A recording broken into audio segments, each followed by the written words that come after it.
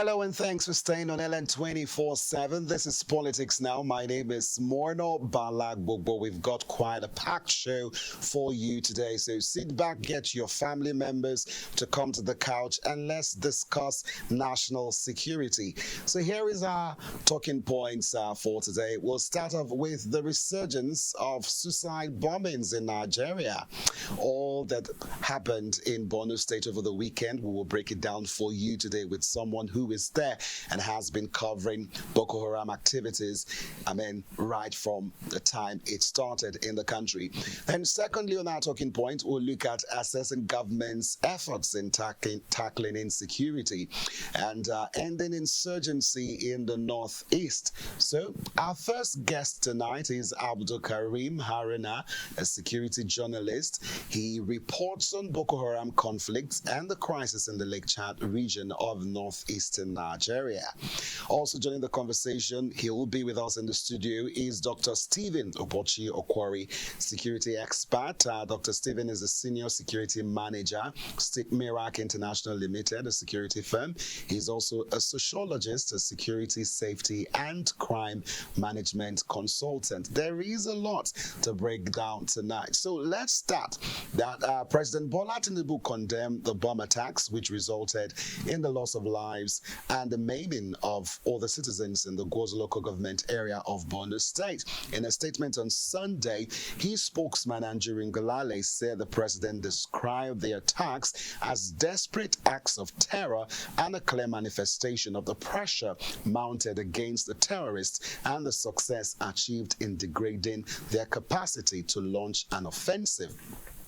The president declared that the purveyors of the violence will be punished and that the cowardly acts are only but isolated episode, as his government will not allow the nation to slither into an era of fear, tears of sorrow and blood. Those are really strong words from the president, and we will be watching on how they're going to tackle and arrest those culpable for those horrific acts. Now, the Borno State Commissioner for Information and Internal Security, Usman Ta, earlier today said the attackers may have exploited the state's porous borders to carry out the bombings. Okay, in line with the presidency, though, the chairman of the Northeastern States Governors Forum and governor of Gombe State, Muhammadu Inuwa Yahaya, has also expressed deep condolences to the victims, government, and people of Borno State following the recent tragic suicide attacks in Gwoza local government area. Governor Unuwa strongly condemned the heinous act, which resulted in the lives of innocent persons. And, when we talk about insecurity in the country, it is actually a platform for the opposition to always say something. And I know some of my colleagues in the media space have been saying, well, let's not politicize, what's going on in terms of insecurity, not to talk of what happened in Borno State. But in response to government's handling of insecurity, the 2023 People's Democratic Party, PDP candidate Atiku charged the government not to allow the Northeast slide back into terrorism and extreme violence. Now, let's break down what happened, regarding the suicide bombings in attack. This is a resurgence. So over the weekend, 18 people were killed when four suicide bombers set off improvised explosive devices in Gwoza, Borno State. And it's just a sad scenario.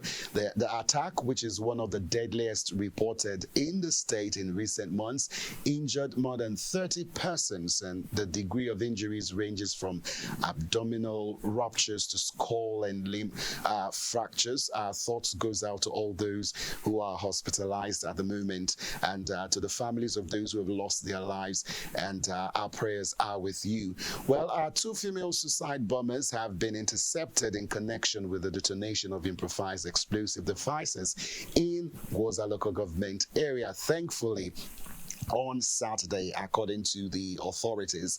Now, let's talk about Gwoza local government area for just a moment. This local government area in Borno State is not new to insurgency at all. We've got some infographics to just give you a kind of timeline of what has been going on in that local government area. And first off, Gwoza local government area has been called a notorious hideout for the Boko-Haram insurgents who arrived in that area in 2009 from Maiduguri. And the area has suffered considerable violence as a result of the Islamist insurgency in Nigeria.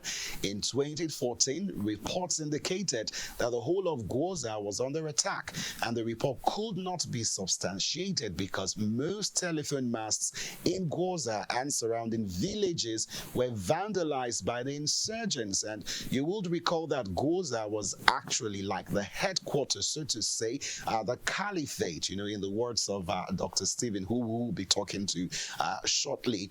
And also in October 2014, an estimated 3,000 Gwoza residents displaced by fighting were found squatting on the fringes of Abuja. And on the 27th of March 2015, the day before the Nigerian presidential election, the Nigerian army announced that it had recaptured the town of Gwoza from Boko-Haram. So how did one of the largest towns in Borno become a hub for Boko-Haram insurgents? While this attack is not surprising, as seen from the reactions that has poured in all across the country, you would recall that in April, the United Nations had issued a warning about the escalating food insecurity crisis in Nigeria's northeastern region, which is grappling with the devastating impacts of the ongoing insurgency. Well, joining us to break down our first talking points on the show today is Abdulkareem Haruna, who is a security journalist, and of course, he has been covering and reporting on all of the insecurity challenges in the Northeast. Recall when we celebrated the 10 years of the Chibok girls release, he was also, gave us airtime to actually speak to him. Well, thank you so much, Haruna, for joining us on Politics Now. Yeah, thank you for having me. About the current state of casualties in Borno State, most especially in Gwoza. I'm aware that a few of them are hospitalized. What can you tell us about the death count and those who have been injured? Thank you very much. As reported, when that incident happened, we had about 18 people dead, and we have about 42 or so of them that have sustained various degrees of injury. 19 are very severe, and other with minor degree of injury. And some of them have been brought to Maiduguri for treatment. Then those that are dead, of course, have been buried in Gwoza or some will be buried according to their fate. The situation in Gwoza is tense, and as at yesterday, I understand there was curfew in Gwoza. So that's the situation for now. Now, Haruna, were there any warning signals that led to these bombings? Because I don't want to believe that things just happen. I mean, there should and there must probably have been, some signals, some signs for security operatives to know that, okay, these people are about to raise their ugly heads again. There wasn't any warning signal. Everybody was caught off guard because it's been long. We had this kind of situation. The military have recorded a lot of successes according to what they told us in terms of clearing hideouts of Boko Haram, rescuing people, freeing people, and especially in terms of surrender. So nobody will be looking at anything like this that is coming. But what seemed like a warning sign was sometimes in the first quarter of this year. I can't remember the month precisely.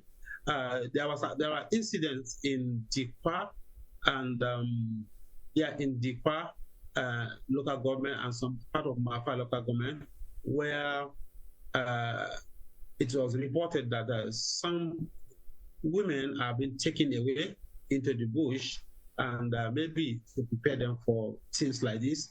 And it was dispelled at that time because another counter story was brought in that, oh no, they are just seeking attention and they just wanted the government to come and give them food and so on.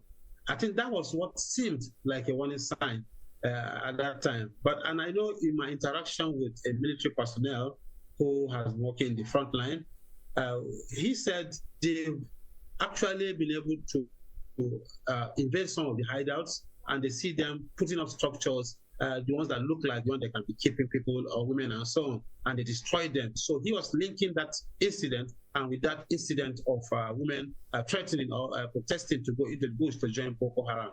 So that was what seemed like a warning sign, but no, it's not really a big deal at that time.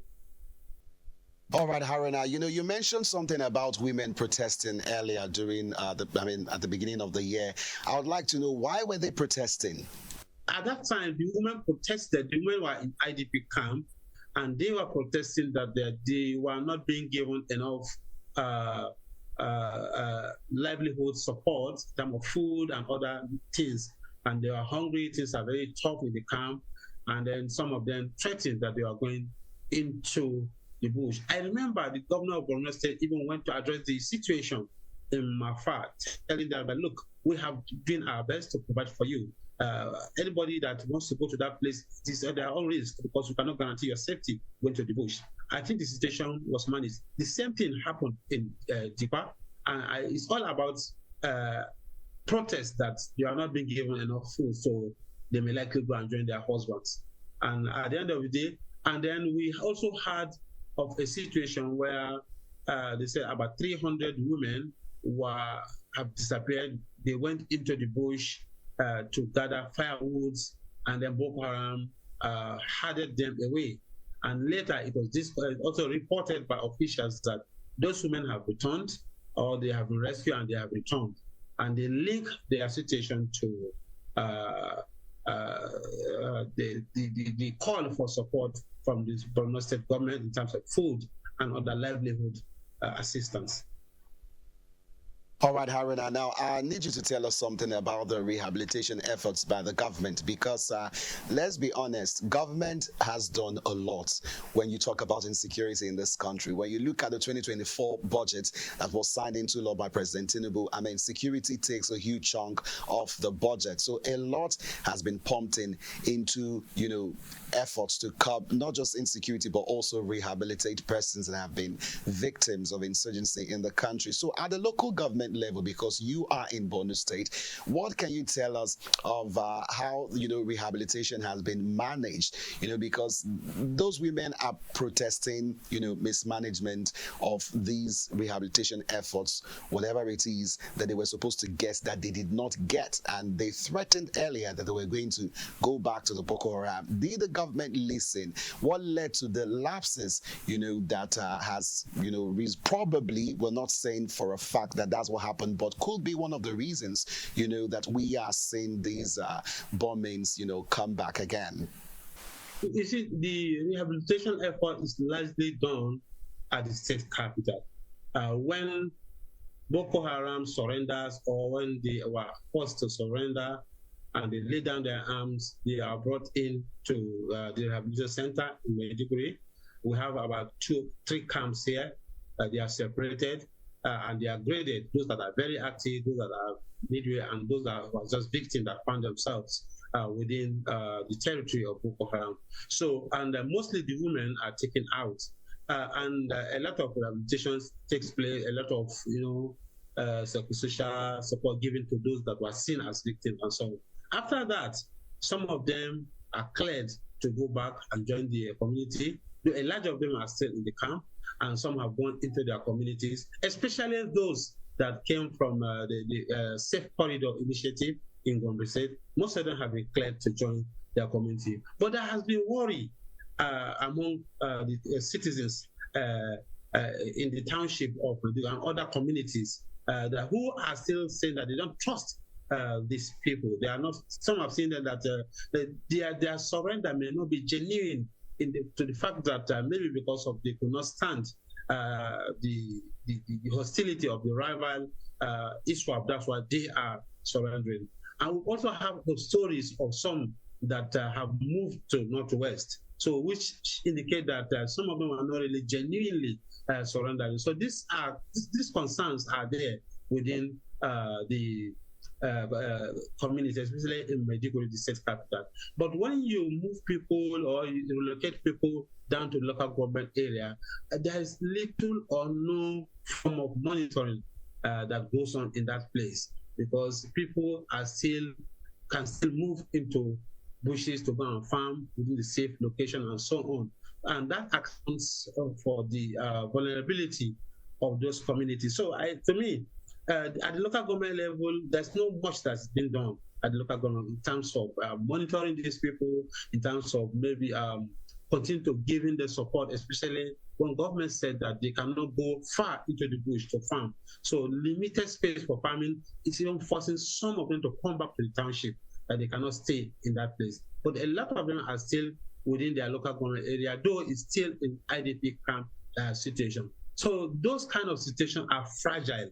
And a lot of people who find themselves in a situation whereby they are not in control of their socioeconomic life, they tend to become vulnerable to joining this group again. All right, Haruna, looking at some of the rehabilitation efforts by the previous administration under President Muhammadu Buhari, they did a lot to curb Boko-Haram activities in the country.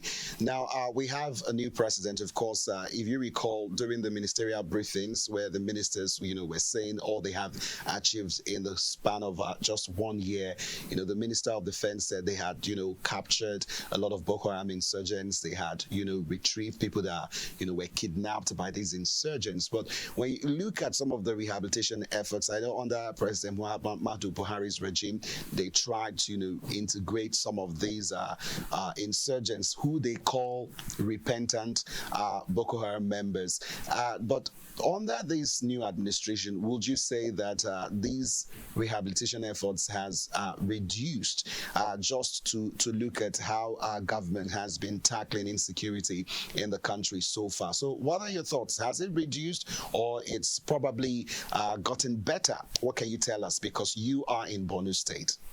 No, I think the intervention in terms of support for IDP has even increased during this Tinubu's administration, because more than ever before, there was a lot of support coming from the federal government, from the Northeast Development Commission, and so on.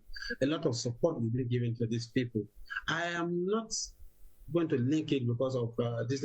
One thing we must understand is that sometimes these people are relentless. They don't give up. And that's what the security agencies should always have learned from. Each time these people keep quiet and they are on the low, they are strategizing. You see, people, they should be able to see some kind of warning signs. There may not be very strong signs, signs that people want to go back to the bush, signs that some people are not happy with the way they have been treated in the camps and they're threatening to go back. These are signs that people can easily go back. And we've had stories of even some of this major leadership of this Boko Haram that have surrendered. We've seen pictures of those that have gone back again to join the ISWAP and so on. These are signs that things like this will happen. And if we look at that human angle story, the first one we published, I learned from its local security personnel that they later eventually found out that more than 30 of such girls were seen being deployed into communities. At the time that of Gwoza happened, the DG of SEMA, Dr. Barkindo, informed that he has also received an alert that another suspected suicide bomber was spotted in Pulka town, which is about 20 kilometers away from Gwoza, within the Gwoza local government, and we are searching for that lady. So I'm not sure. It's not about maybe the failure of the government or their inability to sustain the kind of intervention or support they are giving them, but it's about the culture of violence that Boko Haram has, which is relentless. They are always trying to do one thing or the other to undermine government. Remember, before now, we have series of landmine attacks, especially within April and May. we had series of landmine attacks that has claimed a lot of lives. And these are steps towards that. These are signs that these people are really, regrouping, or they are really strategizing, because it takes a lot of organization for anybody to be able to couple bombs, to be able to convince somebody to become a suicide bomber. It takes a lot of organization, and that is really very scary. All right, so Haruna, would you say the security agencies have basically underestimated these insurgents? Because when you talk about security structures in any nation, there are stages of, when you can say, okay, well, these people are well rehabilitated, we can integrate them back into the society, and we can, hands off from a particular community. But when you know that these people are still hiding, around the corner or just by one side, I mean, just tell me your thoughts. Let me not break anything down, because you are the one that I booked to speak on the show. So what are your thoughts, Haruna? Did the security agencies underestimate these insurgents? To me, I think, they are being underestimated. That somebody said he has surrendered, it's not enough for you to believe that person, especially if the person still believes that, as if the person has no regret about what they've done in the past. I think there's a lot of, especially, okay, when you release somebody and you say, okay, look, you are good to go, you are now safe, you are now free of say to go back to the community, we believe that you have surrendered. But there's no any monitoring mechanism. We had some stories, though we've not been able to confirm it. Some people are saying that even those that have come to our community, so we are no longer seeing them again. Where have they gone to? Maybe some of them see being surrendering to the military, and then later they are given amnesty to go on their own. It's as a kind of a passage to move to another level. I think we are underestimating these people, and if there's anything we can do, totally we should do it, because it's not really somebody that has lived all his life, a decade, 15 years doing the same thing, cannot just be said that, but it cannot be accepted by simple declaration that I have surrendered. I think that we need to do more than that, especially in terms of monitoring of those that have been deployed back into the community as repentant insurgents. All right. Thank you so much, Abdulkareem Haruna, for speaking with us today. Thank you so much for having me. The pleasure is mine. Well, Haruna is editor at large at the Home Angle. He's based in Borno State and covers all activities regarding insurgency in Lake Chad and across the Northeast entirely. Well, you're still on to politics now. We'll go on a quick break. When we come back, we'll have an in-house security analyst and security expert to talk about all that has played out over the weekend in Borno State, and also look at insecurity at large in the nation. More of this when we come back from the break. To stay with us.